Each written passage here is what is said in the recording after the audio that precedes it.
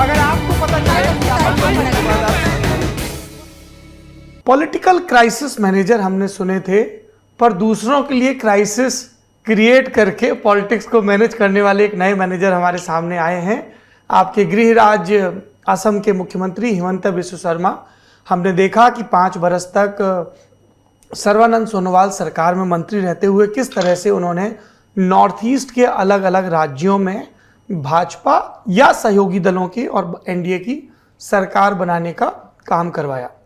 अब हमने देखा कि जो महाराष्ट्र में ऑपरेशन हुआ वो भी सूरत टू गुवाहाटी पहुंचा, और झारखंड में भी जब झारखंड के 3 कांग्रेसी विधायक बंगाल में पकड़े गए तो एक चौथे ने कह दिया कि ये सब तो हिमंता बिस्व शर्मा का ऑपरेशन है, और गुवाहाटी से कॉल आ रहे थे। हिमंता की अभी पोजीशन क्या है? We know that he is blue eyed boy of Amit Shah, home minister इस देश के, पर उनकी अपनी कुलजमा राजनीति क्या हम समझना चाहते हैं, क्योंकि असम से भी लगातार खबरें आ रही हैं। हिमंता का बतौर मुख्यमंत्री ये बयान आया कि कट्टरपंथ का हॉटबेड बन रहा है असम, इस पर उन्होंने बात कही। और एक बड़ा दिलचस्प डेवलपमेंट है कि नेशनल एजुकेशन पॉलिसी कहती है कि सेकेंडरी क्लासेस तक मातृभाषाओं में पढ़ाया जाएगा तो बेहतर होगा, लेकिन हिमंता कह रहे हैं कि अंग्रेजी की अनिवार्यता पर वो बहुत जोर दे रहे हैं, और उनकी अपने आर्ग्यूमेंट्स है। तो मैं इन 2 पर आपकी राय चाहता हूँ।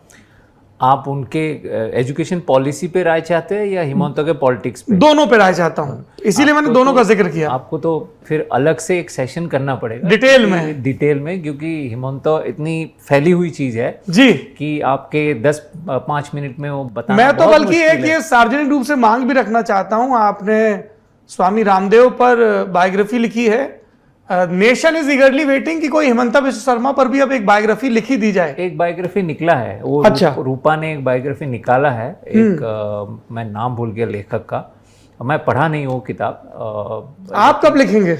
मैं नहीं लिखूंगा। मैं पॉलिटिशियंस के बायोग्राफी लिखने से मुझे थोड़ा सा तकलीफ है, क्योंकि सारे सच लिख नहीं सकते और थोड़ा दिक्कत है, वो अलग बात है। जी आपको तो एहसास हो ही गया होगा 1-2 दफे जब हम मिले बिस्व शर्मा से, तभी आपको एहसास हो गया सब कुछ लिखा नहीं जा सकता है, बहुत सारे दिक्कतें आ जाएंगे हम पे भी और दूसरे लोगों पे भी। हिमंता बिस्व शर्मा के पॉलिटिक्स जो आप अभी देख रहे हैं वो असम 1992 से देख रहे हैं और सत्ता में 2001 से देख रहे हैं। वो ऐसे ही काम करते हैं जो काम अभी वो नेशनल लेवल पे कर रहे हैं, वो असम में स्टेट लेवल में वो ही कर रहे थे कि अगर ज़रूरत पड़े तो विरोधी एमएलए के पास वो चले जाएंगे और हर कोई उनका बात मान लेते हैं। अब सवाल यह है कि क्यों मान लेते हैं, तो ये देखना पड़ेगा कि वो बहुत ही अलग लेवल पे दूसरों के साथ रिश्ता कायम रखते हैं। मैं आपको 2 एग्जाम्पल देता हूँ वो कैसे अपने नेटवर्क को फैला के रखते हैं।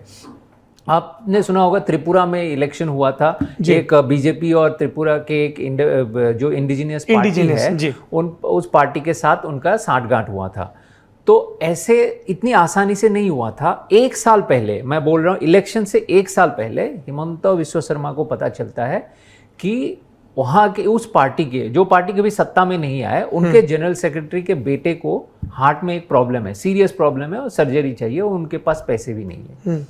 तो पहुंच गए, जस्ट खबर मिला था किसी बातों से, वो पहुंच गए वहाँ और पहुंच के जो बच्चा था उनका पूरा इलाज करवाया, फ्री में करवाया, दूसरे स्टेट में ले जाके बड़े हॉस्पिटल में करवाया।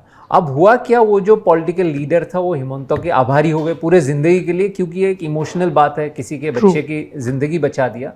तो जब वो कोalition बनने की बात आ गई तब ये लीडर ने बहुत क्रूशियल भूमिका निभाई।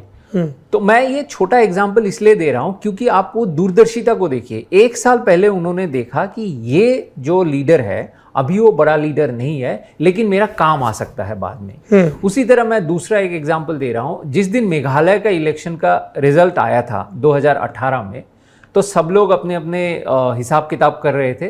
तो हिमंता बिस्व शर्मा जाके एक ऐसे नेता के घर में बैठ के डिनर किया जो हार चुके थे, इलेक्शन हार चुके थे। तो पूछा गया तो क्यों ऐसा किया, तो बोला आज वो हार चुके हैं, किसी दिन वो जीत सकता है, लेकिन वो जिंदगी भर याद रखेगा कि उसके जो हार के दिन है उस दिन कौन उसके साथ खड़ा था और मुझे कब किसकी जरूरत पड़ जाए कोई पता नहीं। पॉलिटिक्स में ये बात किसी को नहीं पता कब कैसे काम आ जाए। तो ये जो हिमंत बिश्व शर्मा की क्वालिटी है, इसके वजह से वो कांग्रेस में था, तो कांग्रेस में उनका एक ऐसा नेटवर्क है कि आज भारत के किसी भी देश में हो जाएंगे, किसी भी भारत के राज्य में जाएंगे, हर राज्य में कांग्रेस जो इंफ्रास्ट्रक्चर है, नेटवर्क है, उनमें उनके दोस्त निकल के आएंगे जो उनके मदद करते हैं और जिसका आपको आंखों देखा नमूना आपको ड्यूरिंग इलेक्शन टाइम पता चल गया था। कौशिक नहीं बताएंगे खुल के, हम बता देते हैं। हमने ये देखा इंटरव्यू के बाद, वो इंटरव्यू दूसरी वजह से ज्यादा वायरल हो गया, विपक्ष ने खूब इस्तेमाल किया कि कोविड है, कहाँ है कोविड, मैं बता दूंगा जब आएगा, मास्क लगाया नहीं लगाया।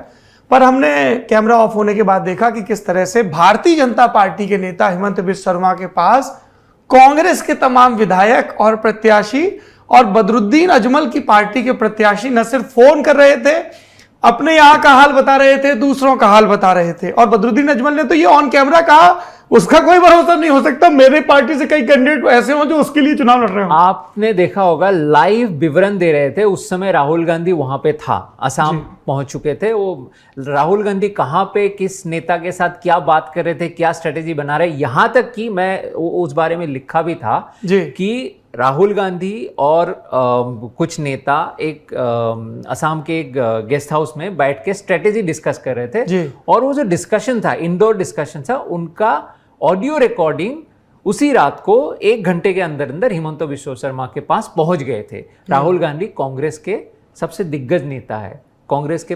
This shows the intelligence circuit of, आप ये पता लगा सकते हो कि कौन कहां पे कैसे इनके लिए काम कर रहे हैं। तो ये जो है, आपने राज्यसभा अभी जो 20 एमएलए ने क्रॉस वोटिंग की द्रौपदी मुर्मू के लिए राष्ट्रपति चुनाव में, उसी तरह हमने देखा उससे पहले कि राज्यसभा इलेक्शन के टाइम में 2010 में, शायद मैं एग्जैक्ट साल भूल गया हूं, तो हिमंत बिश्व शर्मा उस समय कांग्रेस में थे, तो बीजेपी के 3 एमएलए को अपने गाड़ी में बिठा के ले आए थे वोटिंग करवाने के लिए। तो इस तरह का जो काम है, अपफ्रंट काम करते हैं इस तरह के पॉलिटिकल मैनेजमेंट या आप जैसे भी कहो, ये असम के लोग परिचित है, बहुत सालों से परिचित है। आप पूरे देश ये देख रहा है और इसी वजह से इनके जो डिलीवरेंस है कि किसी भी चीज़ को करके देने का, इनका जो एक नेटवर्क है, टीम है, इनका यही यूएसपी है कि असाइनमेंट आए तो हम आखिरी तक करके दिखाएंगे। एजुकेशन पर एक टिप्पणी फिर क्लोज करेंगे। अब एजुकेशन की बात मैं ये कह रहा हूं, मैं इस पे डिटेल पे बात किया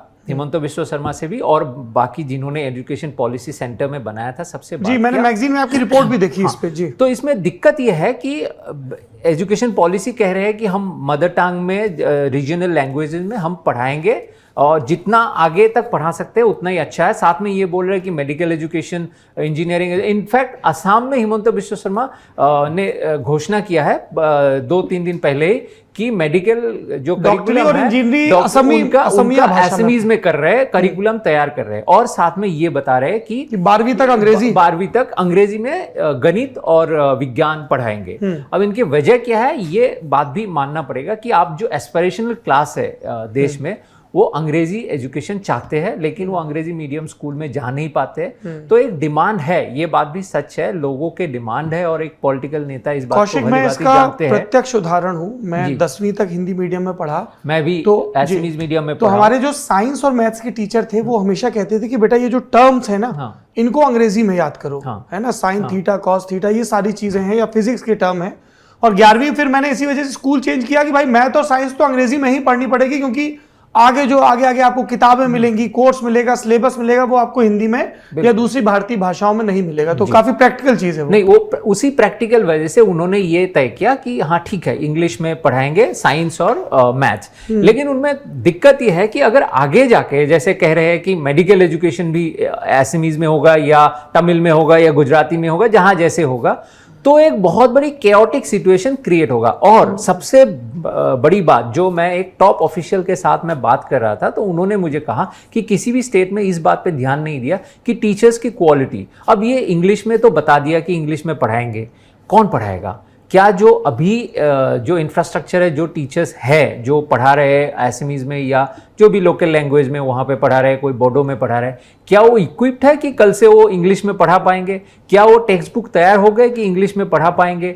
तो ये सारे प्रॉब्लम्स होंगे जो मुझे लगता है ये डिसीजन थोड़ा सा हैस्टीली या कोई पॉलिटिकल वजह से एक वो क्रिएट करने के लिए, जिसमें मुझे लगता है थोड़ा सा रिवर्स गियर लगाना पड़ेगा और बातों को एक सिस्टम में डाल के धीरे धीरे आगे बढ़ाना पड़ेगा। ये जो अभी कंफ्यूजन क्रिएट हो गया कि मेडिसिन हम एसएमईज में पढ़ेंगे लेकिन साइंस हम इंग्लिश में पढ़ेंगे, इसको ख़त्म करके एक सिंक्रोनाइज तरीके से आगे बढ़ना पड़ेगा। मुझे लगता है असम गवर्नमेंट इस पे गौर कर रहे हैं और आज एक मंत्री का बयान भी आया, पता नहीं, मैंने सुना नहीं खुद, लेकिन मीडिया में पढ़ा है कि उन्होंने कहा है कि ये ऑप्शनल करेंगे कि जो चाहते हैं कि वो इंग्लिश में पढ़ पाएंगे, जो चाहते हैं वो एसएमईज में पढ़ पाएंगे। लेकिन बोलना आसान है, प्रैक्टिकली इंप्लीमेंट करने के लिए पूरे, ये बात तो सही पूरे नेशनल एजुकेशन पॉलिसी के लिए सच है कि उनको प्रैक्टिकली इंप्लीमेंट करने के लिए हमारे पास वो इंफ्रास्ट्रक्चर है कि नहीं। मुझे नहीं लगता वो इंफ्रास्ट्रक्चर पूरे देश में अभी है।